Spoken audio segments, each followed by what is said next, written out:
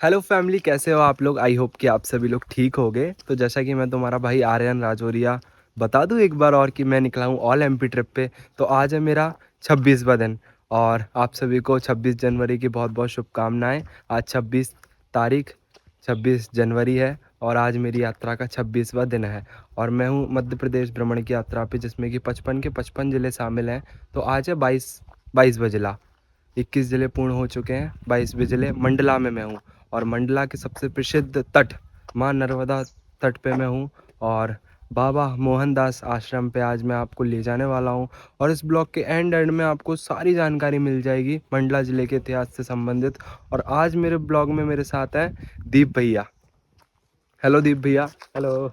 भैया हैं अपने मंडला के सबसे मुख्य व्यक्ति मेरे लिए और इस देश के लिए, प्रदेश के लिए और अपने मंडला ज़िले के लिए, क्योंकि भैया चलाते हैं एनजीओ बॉयस।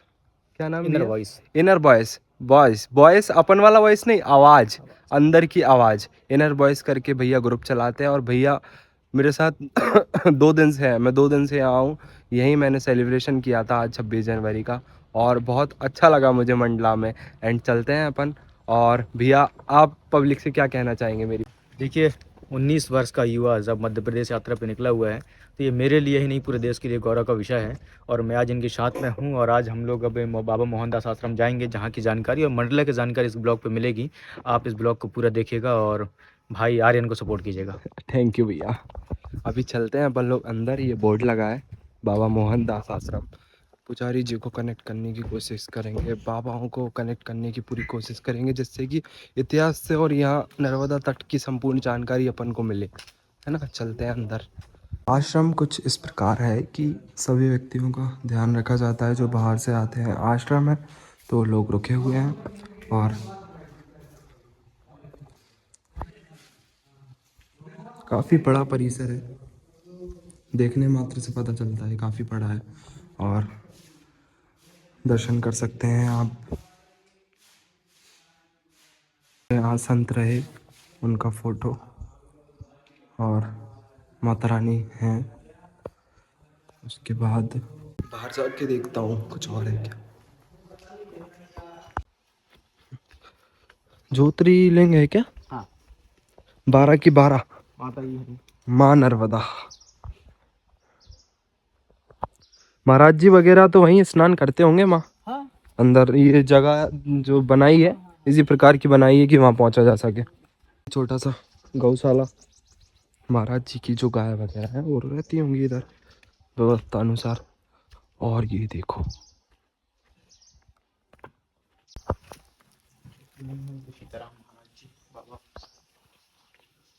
श्री लोकनाथ मंदिर में अभी आ गए हैं। बाबा जी के दर्शन करते हैं पहले।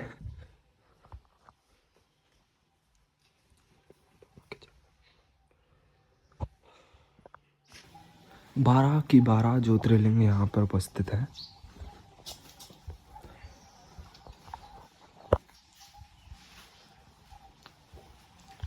पीपल का पेड़।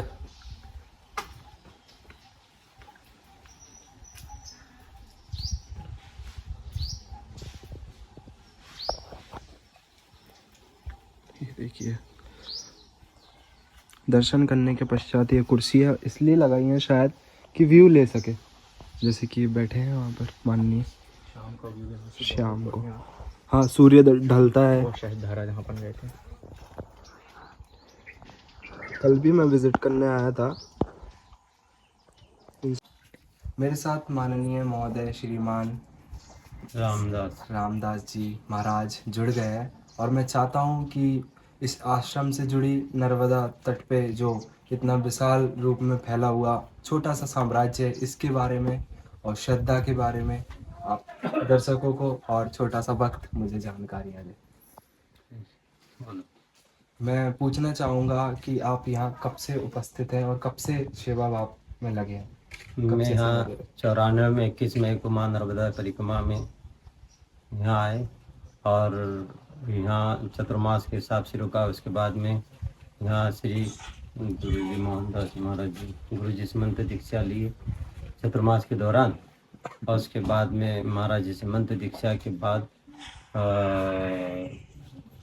4 महीना रुकते हैं 4 महीने के बाद फिर महाराज जी से मंत्र दीक्षा हुई। फिर महाराज जी की सेवा में जो थे वो चले गए। उसके बाद में देखा कि महाराज जी की सेवा में कोई थे नहीं, तो फिर हमारा यहाँ रुकना हुआ। रुकने के बाद में 2 साल 2 महीना 10/8/96 को गुरु जी सुबह 4 बजे एकादशी के दिन चले। परमात्मा। हाँ, तो उसके बाद में भी स्थिति बनी कि हाँ कौन देगा आश्रम। तो फिर हमारा यहाँ रुकना हुआ। फिर रुकने के बाद कुछ समय के बाद में हमारी जो अधूरी परिक्रमा थी वो परिक्रमा पूरी की, और यहाँ अपना खुद का भजन पूजन और जो भी नर्मदा परिक्रमा संत महात्मा जो भी आते हैं उनकी सेवा और अपना खुद की मंजिल साधना। तो 40 वर्ष अभी हो चुके हैं। नहीं 40 क्यों, 94 से 30 साल हुआ ना। 30 साल। हम्म, तो 30 साल से आप निरंतर रूप से यहाँ सेवा प्रदान कर रहे हैं, बाबा के चरणों में आप सेवा दे रहे हैं। और जैसे कि मैं भी दर्शन करके आया दोस्तों, आपको भी दिखाया कि 12 ज्योतिर्लिंग है, तो वहाँ भी आप 12 ज्योतिर्लिंग। पहले तो क्या है कि महाराज जी के जाने के बाद में प्रति पूर्णिमा को नहीं, सावन में 1 महीना रामायण होती थी अखंड, 1 महीना प्रतिवर्ष सावन में। और बीच बीच में जब भी बाकी, फिर उसके बाद में क्या है कि पढ़ने वालों की दिक्कत के कारण फिर उसको बंद करने के बाद आप अभिषेक चलता है। प्रति सोमवार अभिषेक 12 ज्योतिर्लिंग है ना, तो जितने भी लोग आ जाते साथ में अभिषेक। और सावन महीना में 1 महीना डेली, रोज 1 महीना डेली अभिषेक चलता है। और इस सिद्ध स्थान के बारे में आप क्या कहना चाहेंगे?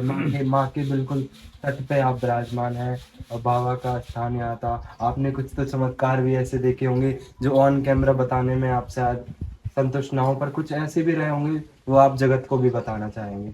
तो कुछ ऐसी बातें बताकर अपनी वाणी को विराम दीजिए। आपका ज़्यादा समय नहीं लूँगा क्योंकि आप भक्ति अपने काम में। महाराज जी के द्वारा तो बहुत अनेक चमत्कार हुए थे। हाँ, गुरु जी के द्वारा सन 1801 उनका जैसे उनके जीवन का जो यज्ञ हुआ है, तो उन्होंने 1801 में पहला यज्ञ किए और शरीर छुटाकर 1996 में, और पूरी समाधि स्थल में नहीं, पूरी विषय सूची लिखी हुई है। 1801 में किस राजा ने, जैसे नारायण सिंह राजा उड़ीसा में, बौद्ध, उड़ीसा का बौद्ध जिला है, वहाँ उन्होंने यज्ञ करवाए।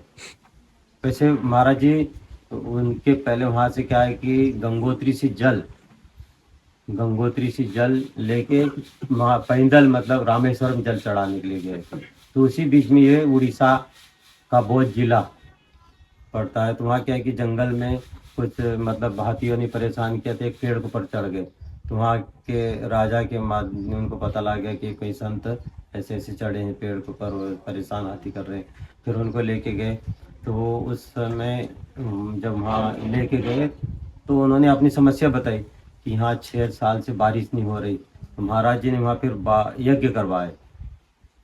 कहाँ? उड़ीसा का बौद्ध जिला। फिर वहाँ यज्ञ कराए, बारिश हुई। फिर महानदी के बीच में क्या ऐसे इस तरफ से बहाव है, बीच चट्टान में एक चट्टान है धारा के बीच में। तो वहाँ हनुमान जी का मंदिर महाराज जी ने बनवाए और 2 कमरे हैं। तो और उसके ऊपर में भी हनुमान जी का मंदिर जो है, शंकर जी का मंदिर है। तो वहाँ के लोगों का कहना है कि इसके चारों तरफ 5 बट वृक्ष लगाए थे, और ये बड़े हो के मिल जाएंगे तब फिर हम आएंगे, या फिर आए थे, ऐसे कुछ बता रहे थे लोग। मैं भी गया था। तो मतलब बट वृक्ष भी कोई एक दिन में थोड़े बड़े हो जाते हैं। तो महाराज जी की अवस्था काफी बताते हैं। 1801 में पहला यज्ञ उनका, और 1996 में शरीर छूटा, 10/8/96 को। माने नहीं कह सकते हैं कि कम से कम करीबन 300 वर्ष की आयु रही होगी तब जाके उन्होंने इस प्रकार की घटनाएं और इस प्रकार की। बाबरा जी संत हुए हैं, जबलपुर में भी उनके कार्यक्रम। तो उन्होंने औरंगजेब की जिस दिन की मृत्यु थी उस दिन का जन्म लिखा था महाराज जी का। औरंगजेब औरंगजेब की जिस दिन मृत्यु उस दिन तो का दोस्तों जन्म लिखा है। आप समझ सकते हैं कि किस प्रकार के किस लेवल की व्यक्तिगत रूप से जुड़ने का अपना कार्य है, पर व्यक्तिगत रूप से भी अलग, सामाजिक तौर से भी अलग, राजनीतिक तौर से भी अलग, ये बिल्कुल ये अपन है, इस लेवल की बात चल रही है। तो माननीय आपका बहुत बहुत धन्यवाद, आपने आपका कीमती समय दिया और एक अनुमान आप लगाइए कि ऐसे संत के साथ में मौजूद हुए महाराज जी की मैं 2 महाराज साल जी के 2 साथ महीना महाराज जी की सेवा में रहा था। फिर सेवा में सुबह 4 बजे एकादशी के दिन महाराज जी 300 वर्ष की आयु महाराज जी की थी और उनके आखिरी चरण में बाबा और जी साहब थे। 1942 में मतलब क्या हुआ था कि बौद्ध में 1801 का पहला यज्ञ, और यहाँ पर जो समाधि स्थल है नहीं, जो कि हम दर्शन हाँ, करके आए और जो 12 ज्योतिर्लिंग वहाँ पहले आंवला का पेड़ था।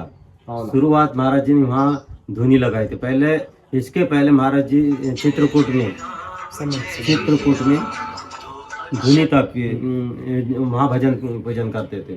तो वहाँ माता अनुसुईया के संकेत मिला कि बोले जाओ नर्मदा खंड में भजन करना।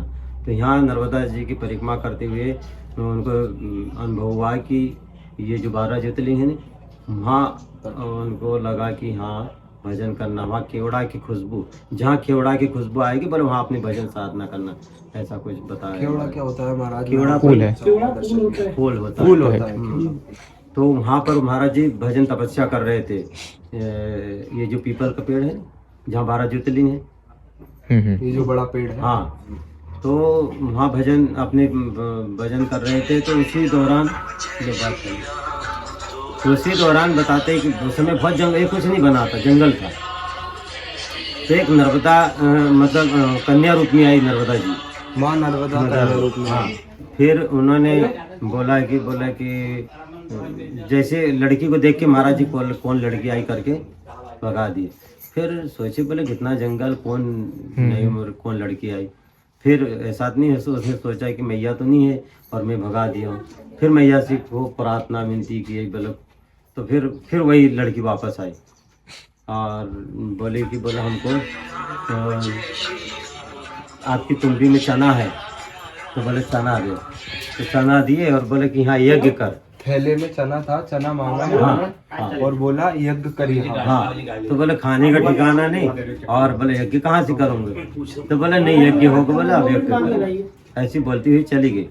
फिर यहाँ जो उस समय 1942 में अंग्रेजों का शासन काल था, तो यहाँ के जो कप्तान थे वो उनके साथ में कुछ अंग्रेज आए। तो उन्होंने जर्मन में लड़ाई चल रही थी, वहाँ विजय प्राप्त करवाने के लिए यहाँ 1942 में यज्ञ करवाए अंग्रेज लोगों ने। ये जो मंदिर है नहीं, ये मंदिर पूरा यज्ञ मंडप है संपूर्ण रूप से। हाँ, ये यज्ञ मंडप। आपने अंदर गए थे ना, वो जो बीच में जो मूर्ति है ना, वो पूरा हवन कुंड था। हवन कुंड। फिर पूरी व्यवस्था अंग्रेजों की तरफ से रही थी और 1942 में बहुत बड़ा यज्ञ हुआ। तो फिर उसके बाद में भी 1934 तक और भी यज्ञ हुए हैं। और ऐसे जो समय समय पे कार्य होते रहते। अभी भी वो क्या या यज्ञ की प्रक्रिया होती है, आप यज्ञ वगैरह करवाते हैं? अभी यज्ञ तो मैं नहीं ये करवाया। वाली जो नीति थी वो अभी बंद हो गई है। हाँ, करवाना। बाबा जी थे तब तक ये नीति चल रही थी। हाँ, अभी क्या है कि जैसे रामायण हो रही थी, अभी हर सोमवार अभिषेक रहता है, अभी रामधुन होती है। हाँ, राम कीर्तन। हाँ, समय पर जैसे रामनवमी है, जन्माष्टमी है, अच्छा। और नर्मदा जयंती है, ये तो अपना समय समय पर सब कार्य होता रहता है। जी माननीय, बाकी ऐसा बड़ा यज्ञ नहीं करवा पाया हूँ अभी। मैं बहुत प्रसन्न हूँ, आपने मुझे इतनी सारी जानकारियाँ दी, आपका बहुत बहुत। और नर्मदा परिक्रमा से जो भी आते हैं उनकी जो भी बनती सेवा करते हैं। हाँ, जैसे खुद कि का अपने भजन अंदर साहब मैंने देखा अभी सो हाँ। रहे हैं कुछ नहीं, हम लोग तो आए हुए नागरिक। चीनी लोग हैं। ये जैसे जैसे ये कैंप लगवाए ना गुरु जी की दया से, अच्छा, ये क्या है कि परिक्रमा में आए हैं अभी करीब उनकी कितनी व्यवस्था तारीख नहीं को? बनवाए। ये 12 तारीख। गुड इवनिंग दोस्तों, बाबा के आश्रम से हम लोग आ गए थे, दीप भैया और मैं। और दीप भैया अभी अपने मुख्यालय पे हैं, कार्यालय पे, जो कि मंडला में ही है। और अभी आपको मैं लेके जाने वाला हूँ अपनी माँ की आरती में, नर्मदा माँ की आरती में, जिसमें कि जिले के सभी वरिष्ठ लोग उपस्थित रहते हैं। और एक बार मैं आपको बता दूं मैं कहाँ हूँ अभी। मैं हूँ मंडला के माँ तट के पास में, नर्मदा माँ के तट के पास में। और धनी धनीराम बाबा जी दादाजी करके, दादाजी धनीराम जी का आश्रम इसे कहा जाता है, कुटिया इसे कहा जाता है, धर्मशाला इसे कहा जाता है जहाँ मैं हूँ। एक बार आपको दिखा दूँ, ये आप देख सकते हैं, नर्मदा परिक्रमा करते हैं उनके लिए है ये रूम जिसमें कि मैं रुका हुआ हूँ, ये रूम, पास वाला रूम, और वो लाइट बात है। काफ़ी अच्छी व्यवस्था है दादाजी, काफ़ी अच्छी व्यवस्था है उनके आशीर्वाद से। और ये रूम है, ये गद्दा आपको मिलेगा, चादर आपको मिलेगी, एंड तकिया आपको मिलेगा, और ये एक कंबल आपको मिलेगा। और काफ़ी अच्छी व्यवस्था है, लाइटिंग वाइटिंग सब अच्छी है। ये मेरा बैग का कुछ सामान है। और दीप भैया के यहाँ मैंने, दीप भैया के कांटेक्ट से एक भैया है, भैया भी आए थे, वो कपड़े वगैरह लेके चले गए मेरे धुलने के लिए, क्योंकि ऑल एमपी ट्रिप का 26वां दिन है, मुझे इतना टाइम नहीं मिला कहीं पे भी कपड़े धोने का। तो मैंने बोला यार भैया, तो उन्होंने मेरी हेल्प की। बिल्कुल घर जैसा लग रहा है, मुझे ऐसा नहीं लग रहा है कि कहीं और किसी और जगह पर भैया लोग हैं। तो थोड़ा सा कुछ समझूँ मैं, मर्यादा, मतलब मर्यादा ऐसी कि बिल्कुल बड़े भाई जैसी। तो मुझे बहुत अच्छा लग रहा है भैया लोग के साथ। अभी चलते हैं अपन लोग, 6:30 बजने वाले हैं, अभी 6:10 कुछ हो रहे थे, मैंने ब्लॉग स्टार्ट किया था सब। तो अभी थोड़े टाइम बाद माँ नर्मदा की पूजा अर्चना होगी और अपन लोग चलेंगे। और पहली बार जाने वाला हूँ मैं तो। और आप बताओ मैं कहाँ से वॉच कर रहे हो आप लोग, एंड चलते हैं अपन लोग। ये गेट वगैरह लगा देता हूँ, मिलता हूँ आपको बाहर। लगा दिए अभी मैंने, क्या? हाँ कोई नहीं है भैया, अभी चलते हैं डायरेक्ट बाहर। दादाजी का मंदिर भी है, दादाजी धनीराम जी का मंदिर भी है। मंदिर के दर्शन कराता हूँ, फिर आगे बढ़ते हैं। ये एंट्री गेट है धर्मशाला का, कुटिया का। और एक बात और, अगर आप सॉरी, अगर आप मतलब नर्मदा परिक्रमा करते हो तो फ्री ऑफ कॉस्ट आपको फ्री रुकने का मौका मिल सकता है, 2 दिन के लिए, 3 दिन के लिए, 1 दिन के लिए। 1-2 दिन आप रुकना चाहो तो रुक सकते हो। अभी सामने मंदिर है, श्री श्री 1008 दादा धनीराम बाबा जी की, ये दादाजी।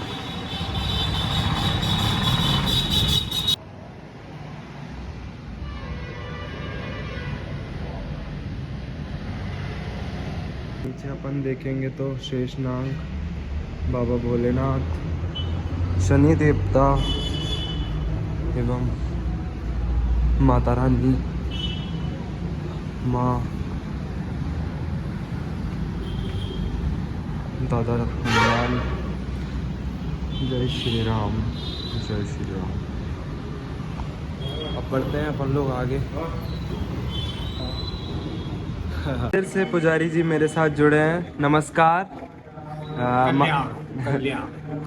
पुजारी जी, मैं पूछना चाहूँगा एवं जानकारियाँ चाहूँगा कि बाबा जी का प्रकाश कब से रहा, कब से स्थापना है मंदिर की, और जैसे कि मैं जिस आश्रम में रुका हुआ हूँ, किस प्रकार से दादाजी की महिमा से वो कुटिया बनी है जहाँ पर परिक्रमावासी रुकते हैं, एवं दादाजी की महिमा के बारे में मैं बातचीत करूँगा आपसे। जी, आप यहीं रुके हैं ना? ये हाँ दादाजी की? हाँ, वहीं से आ रहा हूँ। ठीक है। दादाजी का जन्म 1870 में हुआ और 1970 में इन्होंने समाधि ली। ये समाधि स्थल है। इस प्रकार से दादाजी ने अपने जीवन के 100 वर्ष पूरे किए। और संक्षेप में कहा जाए तो दादाजी को भगवान शंकर की सिद्धियां प्राप्त थीं और भक्तों के कल्याण के लिए विभिन्न प्रकार की शक्तियों का उपयोग करके वो मानवता का कल्याण करते थे। आपके जो 5 प्रश्न हैं, पहला प्रश्न समाधि स्थल के बारे में है। इसका निर्माण 1970 में दादाजी की समाधि लेने के बाद हुआ। और जहां आप ठहरे हैं उसका निर्माण कुछ वर्षों पूर्व यहाँ एक विधायक जी थे इस क्षेत्र के, उन्होंने अपने शासकीय योगदान से उसका निर्माण कराया। और एक श्रीवास्तव परिवार के रामनारायण थे, उन्होंने वो भूमि जो है जहाँ पे वो आपका ठहरने का स्थान है उसको उन्होंने दान में दिया। और थोड़ा बहुत जो और निर्माण कार्य हुआ है वो जन सहयोग से, भक्तों के योगदान से हुआ है। अब दादाजी की शक्तियों के बारे में तो बहुत कुछ आपको जानकारी है कि असाध्य रोगान विपनी ये किता जनाय कांचन बड़ देहान। अब अगला नंबर पे दादी रेजे सन्मंगल दान दिया। दादाजी को असाध्य बीमारियों को दूर करने की शक्ति है। बहुत बहुत धन्यवाद पुजारी जी, आपने संक्षिप्त वर्णों में बाबा जी की जन्म से लेकर समाधि तक की एवं संपूर्ण रूप से जानकारी मुझे दी। आपका बहुत बहुत धन्यवाद एवं सादर चरणों में नमन। कल्याण हो, कल्याण कल्याण। इधर दादा धनीराम आश्रम भी बनाया गया है, जहाँ परिक्रमा वासियों के निःशुल्क भोजन की व्यवस्था, ठहरने की व्यवस्था की जाती है। मंदिर दादाजी का, और अभी चलते हैं डायरेक्ट नीचे से निकल के। ये पैदल पुल है नीचे और वो बाइक का है, और ये पैदल मंदिर तक जाता है ये पुल।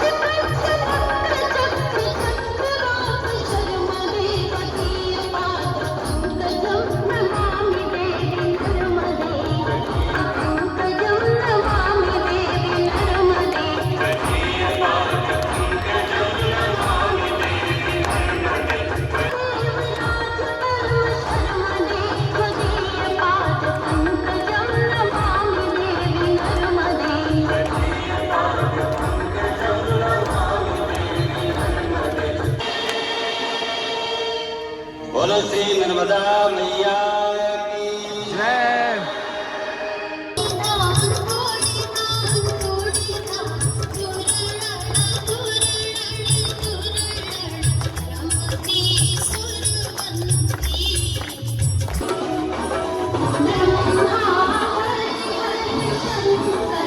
यथा कालोद्भवानि च पुष्पाञ्जलिर्मया दत्तो ग्रहाण परमेश्वरी। श्री नर्मदा देव्यै नमः।